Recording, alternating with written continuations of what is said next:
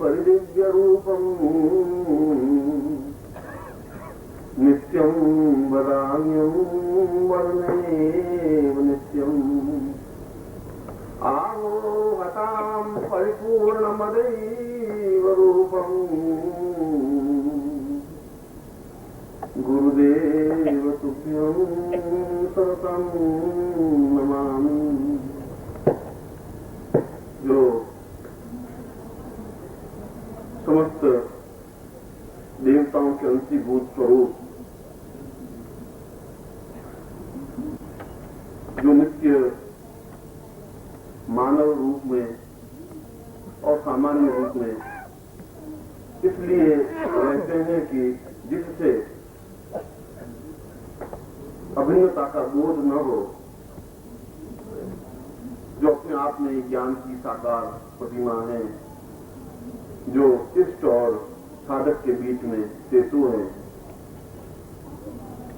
जिनका शब्द ही अपने आप में जीवन की पूर्णता है, ऐसे ही मैं अपने आराध्य परम पूज्य गुरुदेव का हृदय से ध्यान करता हुआ प्रणाम करता हूँ और आपको आशीर्वाद देता हूँ कि आपके जीवन में पूर्णता हो।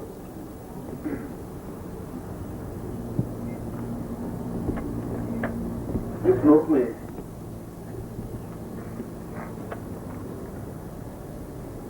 कुछ नवीन बातें, नवीन तथ्य शंकराचार्य ने अपने शंकर भाष्य में स्पष्ट किए। मैं सुबह आपको बता रहा था कि जीवन की पूर्णता गृहस्थ में है, संन्यास में, क्योंकि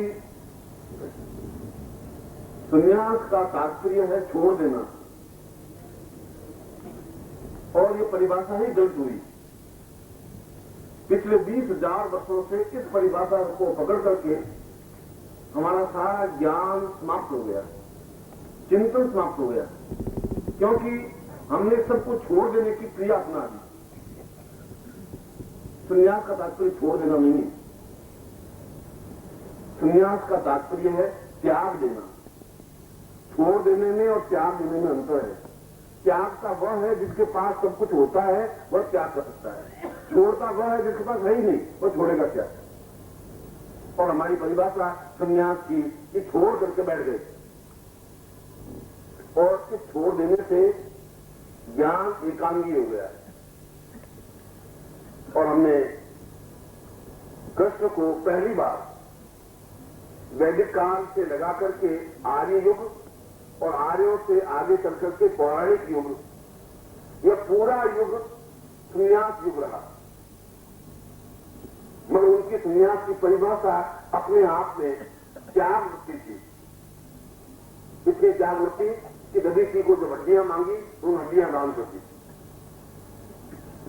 जब विश्वामित्र को उनका पूरा ज्ञान मांग दिया, उन्हें पूरा ज्ञान दे दिया। बस त्याग वृत्ति थी, उनके पास कुछ था। आगे चल करके नवीन परिभाषा का निर्माण हुआ। उन्होंने पत्नी को छोड़ देना, पुत्र को छोड़ देना, घर बार छोड़ देना, और ये सब को छोड़ करके जंगल में भटक जाना संन्यास की परिभाषा बन गई। और इस संन्यास में पिछले 3,000 वर्षों में हमें बहुत अधिक कष्ट, वेदना, परेशानियां और दुख दिए। हम संन्यास को समझे ही नहीं, क्योंकि सन्यासी होने के बाद भी उनकी कामना, इच्छाएं समाप्त नहीं हो पाई। उसके बाद भी उनके जीवन की इच्छाएं दूर नहीं हो पाई। और कृष्ण को हमने पूर्ण रूप से योगी राज कहा। कृष्ण वंदे जगत गुरु, उसको गुरु कहा, संसार का गुरु। और शंकराचार्य श्लोक में ये कह रहे हैं कि कृष्ण को हमने जगत गुरु इसलिए कहा कि वे पूर्ण रूप से भोगमय होते हुए भी विरक्त थे। इसलिए भोगमय होकर के छोड़ देना, भोगों को छोड़ करके बैठ जाना, जीवन की अपने आप में उच्च कोटि की त्याग वृत्ति है। मैंने आपको बताया था कि अब वह समय आ गया है कि जब हम उस दिव्य साधना को दें। अगर शिष्यों को मुझे देना है तो मुझे शास्त्र की मर्यादा का भी ध्यान रखना पड़ेगा। मैं शास्त्र को छोड़ नहीं सकता। शास्त्र की मर्यादा को इसलिए नहीं छोड़ सकता कि शास्त्रों में एक नियम बनाए, मैं उन नियमों के अंतर्गत चलूंगा, मगर अपनी नवीन विचार दृष्टि लेकर के चलूंगा, नवीन चिंतन लेके चलूंगा। उस छड़े के लिए पानी में मैं स्नान नहीं कर सकूंगा, मैं बहते हुए पानी में स्नान करूंगा। वो तालाब का जो गंदा पानी है जिसमें हजारों लोगों ने स्नान कर दिया है, मैं उसमें अपने आप को पवित्र नहीं कर सकता। मेरे जीवन का चिंतन है नहीं, और मेरा पूरा यौवन उन सन्यासियों से जूझने में लगा। सन्यासी कह रहे हैं आप इस प्रकार से शिष्यों को एक जगह बिठा करके गाना बजाना नहीं कर सकते, संगीत नहीं होना चाहिए। मेरा संगीत तो अवश्य होना ही चाहिए, क्यों नहीं होना चाहिए? साधुओं के लिए कहां बनाई है संगीत की? कौन से शास्त्र तुम्हारा, कौन सा पुराण, कौन सा वेद कह रहा है? कहां, किस प्रकार से? क्योंकि जहां संगीत है वहां नृत्य है, और नृत्य का तात्पर्य है अपने आप को जमीन से ऊपर उठा करके चलना, वो नृत्य है। नृत्य जमीन से चिपक के चलना नहीं है, और जमीन से ऊपर उठाने की क्रिया देवत्व की और अग्रसर होने की क्रिया है। हम जमीन से चिपक के चलते हैं, हम तो जमीन पर बैठ जाते हैं, पैर की मार करके 4 घंटे बैठे रहते हैं और जमीन से चिपक जाते हैं।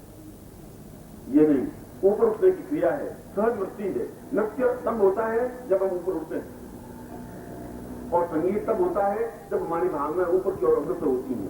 इसलिए सन्यासियों के लिए तो नृत्य और संगीत पहली कड़ी है, नहीं तो बिल्कुल ठूंठ हो जाएंगे। आपको खड़ा कर दूं कि आपको यहां बोलना है, गुरु पर बोलना है। अब गुरु को आपने देखा है, आपको मालूम है गुरु को किसको कहते हैं, और आप राज में स्तुति गाते हैं, गुरु ब्रह्मा गुरु विष्णु कहते हैं, और तन मन धन सब छोड़ दिया गुरु चरणों में, ये सब गाते हैं। मगर मैं अगर आपको बोल रहा हूं तो आप 2 मिनट से ज्यादा बोल नहीं पाएंगे, ज्यादा 10 ही मिनट बोलेंगे। 5 मिनट के बाद तो आप सोचेंगे अब क्या बोलना है।